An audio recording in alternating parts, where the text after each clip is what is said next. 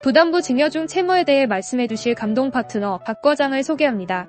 안녕하세요. 세금 문제 해결에 감동을 더한 감동 파트너 박 과장입니다. 오늘은 절세의 방법으로 많이 알고 있는 부담부 증여와 절세를 위한 중요한 요건 중 하나인 채무에 대해 말씀드리고자 합니다. 부담부 증여는 수증자가 증여자산과 함께 관련된 채무도 인수받을 때 적용됩니다. 부담부 증여로 발생되는 세금은 수증자의 증여세, 증여자의 양도세와 연결됩니다. 부담부 증여를 절세로 활용하는 이유는 증여세 부분에서 수증자가 인수한 채무는 증여재산가액에서 차감되기 때문에 수증자의 증여세는 낮아지게 됩니다. 예를 들면 6억 전세로 임대 중인 10억의 아파트를 증여받는다면 증여세 계산할 때 증여가액은 10억이 아닌 4억이 됩니다. 양도세 부분에서는 증여자는 갚아야 할 채무의 부담이 없어진 만큼 재산을 양도한 것으로 보아 전세보증금 6억 상당액만큼 양도소득세를 부담하게 됩니다. 하지만 증여자가 1세대 1주택 비과세 요건을 충족했다면 증여자의 부담부 증여로 인한 양도세도 비과세 적용이 가능합니다. 부담부 증여 단어 자체는 생소할 수도 있지만 증여 절세 효과가 굉장히 크기 때문에 자녀에게 주택 증여를 고려 중이라면 이미 많이 들어보셨을 것 같습니다. 이는 불법 탈세가 아닌 합리적인 법 테두리 안에서 납세자들의 상황에 맞게 활용이 가능한 부분입니다. 부담부 증여를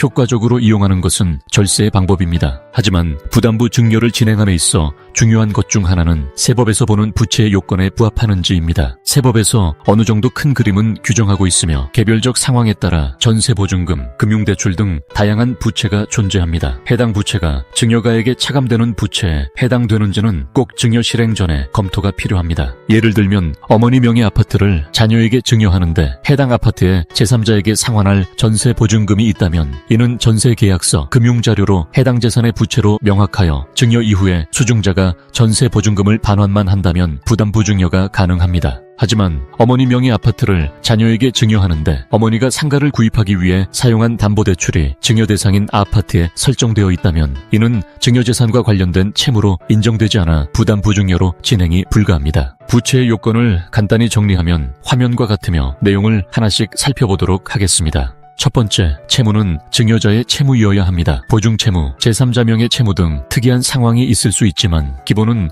부담부 증여에 적용될 채무는 반드시 증여자의 채무이어야 합니다. 두 번째, 증여일 현재 실제 존재하고 증여일 현재 확정된 채무이어야 합니다. 기준일이 증여계약일이 아닌 증여일 현재입니다. 증여일이라면 통상 실제 소유권이 넘어온 날입니다. 가공 채무이거나 증여일 이후 새롭게 발생되는 채무이거나 증여일 전에 이미 상환된 채무는 증여에서 차감되는 채무로 보지 않습니다. 세 번째, 증여재산에 담보된 채무이거나 증여재산과 관련된 임대보증금이어야 합니다. 증여할, 증여받을 재산에 담보되어 있어야 합니다. 참고로 공동담보가 있을 수도 있고 재산 일부를 증여받고 채무는 전부 인수하는 경우도 있는데 이때도 부담부 증여는 가능합니다. 부채의 종류도 전세보증금뿐 아니라 담보대출, 이주비대출, 사업자대출 등 여러 가지가 있습니다. 부채의 실질과 요건 충족이 가능한지 개별적으로 검토가 필요합니다. 네 번째, 수증자가 채무를 실제로 인수하여야 합니다. 계약서 내용, 명의 변경 여부, 증여 시 수증자의 상환 능력 여부는 고려하지 않고 실제 채무가 인수되었다면 부담부 증여로 봅니다. 하지만 과세관청에서는 인수된 채무 상환을 실제로 수증자가 했는지 반드시 사후 관리를 하게 됩니다. 다섯 번째, 채무는 객관적 서류로 확인되어야 합니다. 해당 채무를 수증자가 인수한 사실이 증여계약서, 금융자료, 담보 설정 등 객관적인 서류로 확인이 되어야 합니다. 부담부 증여는 세금 절감의